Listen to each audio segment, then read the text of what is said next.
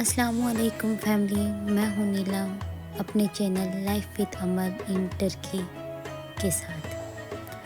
آج میں آپ کے لیے ایک نئی حدیث لے کر حاضر ہوئی ہوں۔ ہماری آج کی حدیث مبارکہ ہے نماز کے بارے میں، کہ نماز میں ادھر ادھر دیکھنے کی کتنی سختی سے ممانعت ہے۔